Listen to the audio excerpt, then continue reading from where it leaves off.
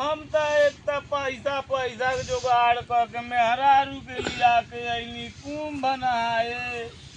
अब पता नहीं कौने ओर गइली हमके यहाँ छोड़ छाड़ के। अब हम का करी, कौन ओर से आ जाती घूमत घामत तब्बो ठीक रहल। चल जाती घरे हम। ये हमार बाबू कहो भाई। अरे काहे हमार ललऊ कहाँ जात रहे मर्दी? अरे जात नहीं बानी है हमार ललऊ। हाँ। आई लानी है मेहरारू के लिया के कुंभ बना है। अच्छा कुंभ नहाए आइल रहा? जानी है हमार ललऊ। अच्छा मौनी मौसवा के। अच्छा अच्छा। अब पता नहीं कौन और मेरवा में भुड़किया गई। ए मर्द भारी मेला लगल बा त कौन और भुड़किया गइल होई? अब पता नहीं डूब गई आकि कहीं भी चल गई। अगोरले बाणी की कुछ सूचना मिल जाए चाहे कौन ओर से आ जाए तो घरे जाती है हमार बाप। ए मर्द यही तरह हमारा दादी बा 90 साल के बाऊ।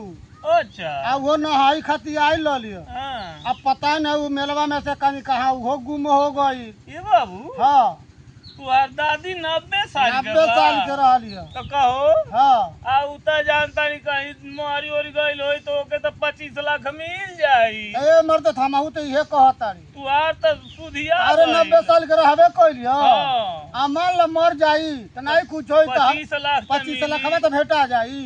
ए बाबू हाँ हमहू कहता नहीं हाँ कि हमहू के कौन सूचना मिल जाई तो हाँ 25 लाख का मालिक हमहू हो जाती। हाँ कहाँ न हो जाइत चल जाती घरे। घरे चल जाइत तो का करी है हमार बाबू?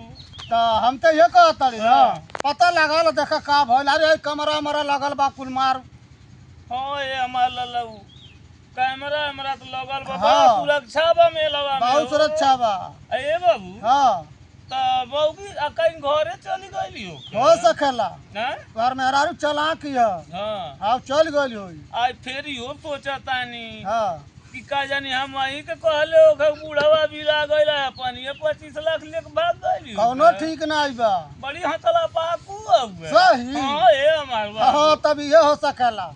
तो का कइल जाओ? आ तो हम तो ये कहते चले खमनो के। चले घरे। हाँ चलो। आई देखबा हमार बाबू का है? यो कल्लू गवा ये मर जाई लुगवा छोड़ गइल बा का हो? करता ना बाबू हाँ भोकार छोड़ के रो है, नहीं। काहे भोकार छोड़ कर बा घरे पहुंच गइल होई। गवा देखी देखी हाँ तो हीरो का करबा? हमारा था। भूला गइल बेचारी तो का कर। तो चले के चल हम तो के बस पकड़वा दी। बस पकड़वा दिया चलो। ये हमार ललऊ। आवा। आ तू अबे तो 25 लाख मिली। हाँ हमहू को मिल जाए तो ठीक है बा। ए मर मिली ना है। हाँ। ए बाबू हाँ चलो हमके बस चलो। पकड़ा दियो चल। आओ। ये बानू हाँ देखबो ने हाँ। हम चलू नहीं था। अरे तो गोड़े का दीदा बाड़ा तो के कर चलबो।